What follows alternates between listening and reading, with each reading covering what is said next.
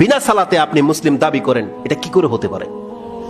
কে শিক্ষা দিয়েছে আপনাকে, বা কে আপনার মনের মধ্যে এই চিন্তা ঢুকিয়ে দিয়েছে যে আপনি নামাজ না পড়েও মুসলিম? এটা কোত্থেকে, এই ফতোয়াটা নিলেন কোত্থেকে, পেলেন কোথায়? এটা কোন হুজুর বলেছে? এটা কোন কিতাবে আছে? এটা আপনি কোরআনের কোন আয়াত পেয়ে গেছেন যার মাধ্যমে প্রমাণ হয়ে যাচ্ছে যে আমি বেনামাজি হলেও আল্লাহ আমাকে নাজাত দিয়ে দিবে? কোথায় আছে সেটা?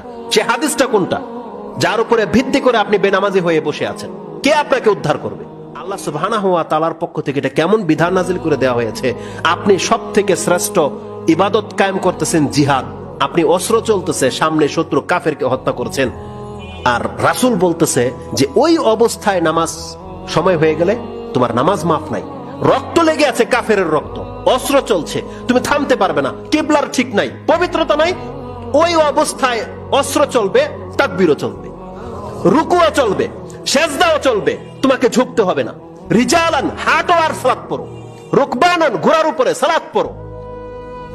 সুবহানাল্লাহ, আপনি ট্যাঙ্কের ভিতরে আছেন, সালাত চলবে, গুলি চলবে, সালাত চলবে। যদি এই অবস্থাগুলোতে সালাত মাফ না হয়ে গিয়ে থাকে, আপনি সুস্থ আছেন, বিনা সালাতে আপনি মুসলিম দাবি করেন, এটা কি করে হতে পারে? আল্লাহ আমাদেরকে নামাজি করো, আমাদের পরিবার নামাজি পরিবারের সাথে আমাদের সম্পর্ক জুড়ে দাও, এবং আমাদের পরিবারে যারা আছে আল্লাহ প্রত্যেককে তুমি নামাজি করে দাও, তারা কেউ যেন বেনামাজ অবস্থায় তোমার সাথে সাক্ষাৎ না করে।